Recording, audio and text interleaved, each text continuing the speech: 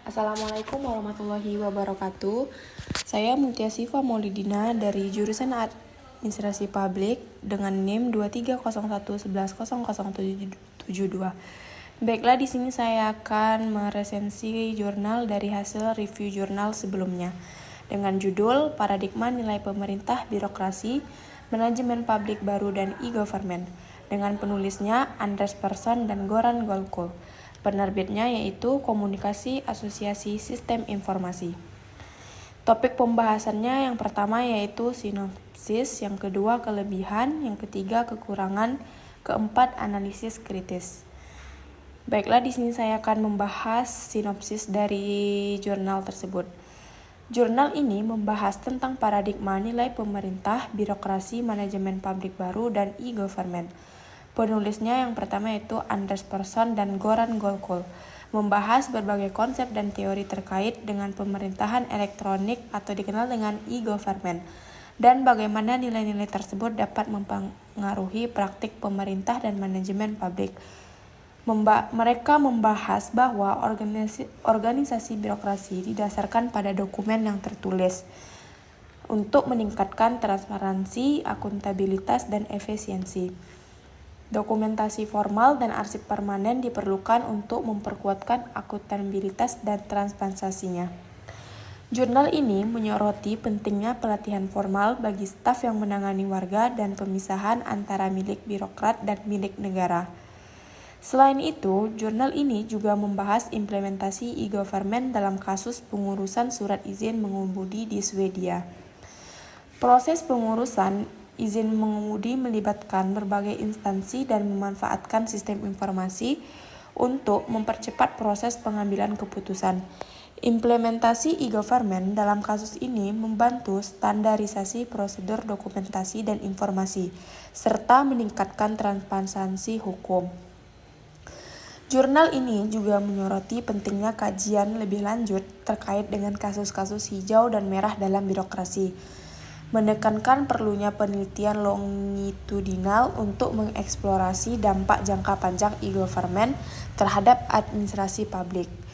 Studi ini juga menyoroti nilai-nilai inti Weberian dalam proses otomatisasi pemberian izin, di mana legalitas dan peraturan perundang-undangan sangat ditekankan.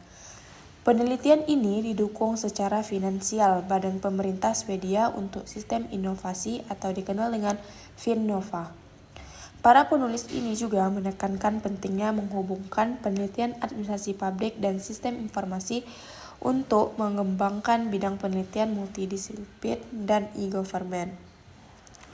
Secara keseluruhan, jurnal ini memberikan wawasan yang mendalam tentang bagaimana nilai-nilai pemerintah, birokrasi, dan manajemen publik memainkan peran penting dalam implementasi e-government dan bagaimana hal tersebut dapat mempengaruhi praktik pemerintah dalam kolaborasi antar organisasi. Adapun kelebihan dari jurnal ini yang pertama yaitu pendekatan multidisiplin, yaitu menggabungkan konsep dari berbagai bidang untuk pemahaman yang komprehensif tentang e-government.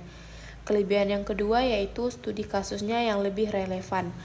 Mereka menggunakan kasus pengurusan surat izin mengemudi di Swedia ini untuk menjelaskan implementasi e-government. Kelebihan yang ketiga yaitu nilai tradisionalnya. Nilai-nilainya menyoroti inti dari Weberian dalam konteks e-government. Kelebihan yang keempat yaitu pendekatannya yang kritis, mengidentifikasi disfungsi dan tantangan selama implementasi e-government, memberikan analisis yang seimbang. Yang keempat yaitu kolaborasi eksternal, didukung oleh Badan Pemerintah Swedia, menunjukkan kerjasama antara peneliti dan lembaga pemerintah. Yang kelima yaitu relevansi praktis, menyediakan wawasan langsung untuk pelayanan publik dan administrasi pemerintahan melalui studi kasus konkret. Selain itu, jurnal ini juga memiliki kekurangan, beberapa di antaranya yaitu keterbatasan umum. Mungkin keterbatasan pada generalisasi dari studi kasus tunggal dan kurang mewakili berbagai konteks pemerintahan. Yang kedua yaitu keterbatasan metodologi. Metodologi penelitiannya mungkin kurang lengkap seperti kurangnya data kuantitatif dan yang kuat dan pengukuran dampak jangka panjang. Yang ketiga yaitu keterbatasan ruang lingkup. Tidak mencakup semua aspek relevan e-government seperti keamanan informasi atau dampak sosialnya. Yang keempat yaitu keterbatasan penelitian, tidak memberikan solusi konkret atau rekomendasi yang lain yang dapat diimplementasikan oleh praktisi pemerintahan. Yang kelima yaitu keterbatasan keterbacaan, mungkin menggunakan bahasa yang sulit dipahami dan oleh pembaca non-akademis. Yang terakhir yaitu keterbatasan kolaborasi. Kolaborasi dengan pihak eksternal lainnya mungkin dapat meningkatkan perspektif yang dapat disajikan. Analisis dari jurnal ini yaitu membahas paradigma nilai pemerintah termasuk birokrasi, manajemen publik baru, dan e-government. Penelitian ini menekankan perlunya merekonstruksi nilai-nilai e-government sebagai konsep teoretis dan praktis, serta perannya sebagai strategi manajemen inti dalam administrasi publik. Integrasi antara penelitian administrasi publik dan sistem informasi juga ditekankan dalam pengembangan e-government. Jurnal ini menyoroti perlunya penelitian tentang dampak jangka panjang e-government terhadap administrasi publik. Secara keseluruhan, jurnal ini memberikan landasan yang kuat untuk penelitian yang lebih lanjut dalam bidang e-government dan paradigma manajemen administrasi publik. Dengan fokus pada nilai-nilai inti dan strategi manajemen, jurnal ini mendorong pembaca untuk mempertimbangkan implikasi dan praktis dari implementasi e-government dan konteks birokrasi dan manajemen publik. Sekian hasil dari resensi jurnal saya. Mohon maaf bila ada kesalahan. Wabillahi taufiq wal hidayah. Wassalamualaikum warahmatullahi wabarakatuh.